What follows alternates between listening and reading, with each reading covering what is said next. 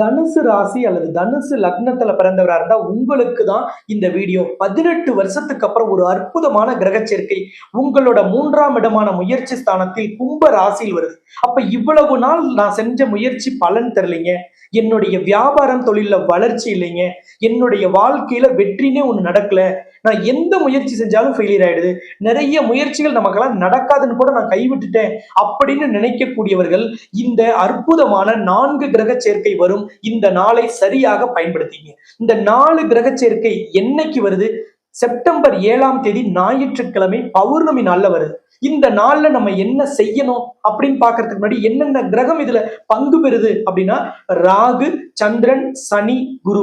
உங்க ராசிநாதன் குரு 3ஆம் இடத்தை பார்க்கிறார். அங்கே ராகு சந்திரன் கும்ப ராசியில் சனியின் வீட்டில் இணைவு பெறுகிறார்கள். அப்ப ராகு, சனி, சந்திரன், குரு தொடர்பு ஏற்பட்டால் இதைவிட தடைகளை நீக்குவதற்கு உன்னதமான ஒரு கிரக அமைப்பு இருக்கவே முடியாது. இந்த கிரகங்களோட அருமையான சேர்க்கையில பௌர்ணமியும் இணைவு பெறுது. இந்த பௌர்ணமி அன்னைக்கு இரவு சந்திர கிரகணம் நிகழுது. சித்தர்களும் யோகிகளும் ரகசியமாக சூட்சமமாக செய்த வழிபாடுதான் உங்கள் தடைகளை நீக்குவதற்கு நான் இப்ப சொல்ல போறது. அது என்ன அப்படின்னா, செப்டம்பர் 7ஆம் தேதி மதியம் 1 மணியிலிருந்து 2 மணிக்குள்ள நீங்க 10 தேங்காய் உடைத்து தீபமேற்றி வழிபாடு செய்யுங்க மகாலட்சுமியின் ஆலயத்துல.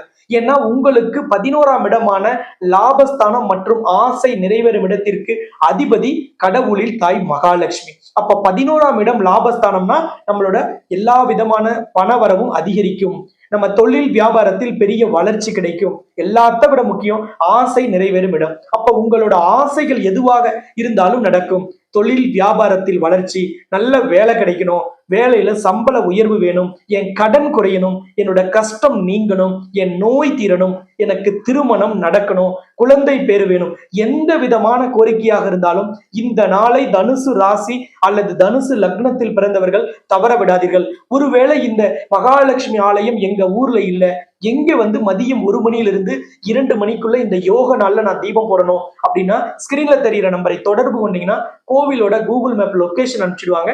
நீங்க அந்த கோவில்ல போயும் தீபம் போடலாம். அல்லது உங்க ஊர்ல மகாலட்சுமி கோவில் இருக்குனாலும் அங்க மதியம் 1 மணியிலிருந்து 2 மணிக்குள்ள மகாலட்சுமி ஆலயத்துல லட்சுமியை பிரார்த்தனை செஞ்சுட்டு தீபம் போட்டுட்டு அதன் பிறகும் உங்களோட கோரிக்கையை மகாலட்சுமியிடம் நீங்க சொல்லிட்டு நீங்க இல்லம் திரும்பலாம். இந்த உன்னத நாளை அதி உன்னதமாக பயன்படுத்தும் எல்லோருக்குமே வெற்றி கிடைக்கும் என்பது உண்மை.